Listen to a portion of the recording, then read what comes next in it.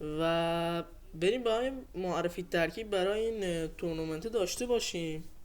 بچه این ترکیب خیلی سبکه، یعنی فقط باید اسپم کنی و اینکه نباید به حریف مول بدی که مولت بدی که بخواد نیروی بریزه، و اینکه ترکیب قویه. به خاطر اینکه من نوبم یه مقدار باخت دادم و یعنی تا 6 الان آوردمش. بریم با هم یه چند تا بتل بزنیم. ویدیو هم نمیخوام زیاد طولانی بشه. لایک و کامنت و سابسکرایب هم یادتون نره. عشق منید، بریم که داشته باشیم.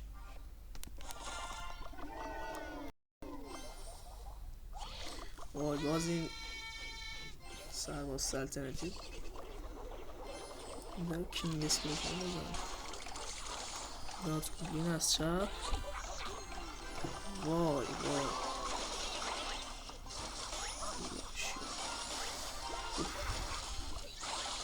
میگه من یه مقداری نوبم، خیلی وقت هم بازی نکردم، کلن بازی یادم رفته. یعنی دک قویه. نوبی از منه. به نازم دمیج خوبی هم دارم.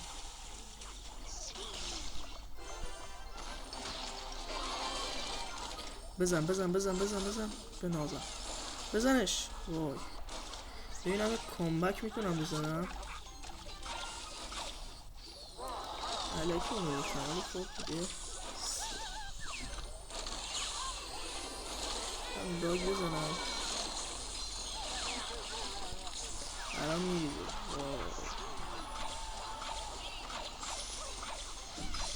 ریدم. من نوبم، میگم نوبم، مثلا بازی کنم یادم رفتم، ولی در کل دک قویه.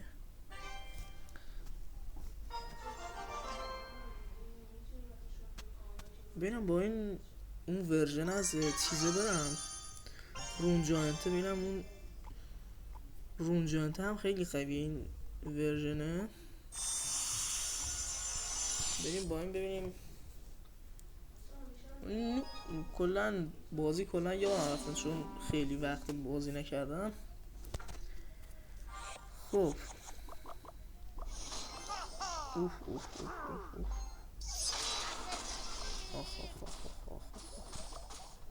ما از این من بتل بدیم. وای بیا بزن بنازم. جیجیه بنازم رونجان.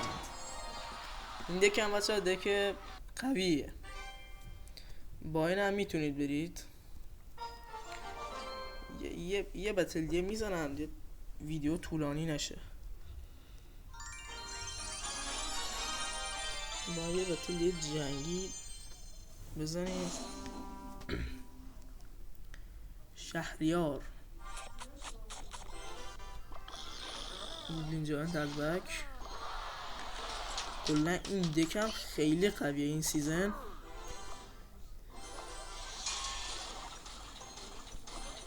ولی چی بود اسم اینفرنو دارن.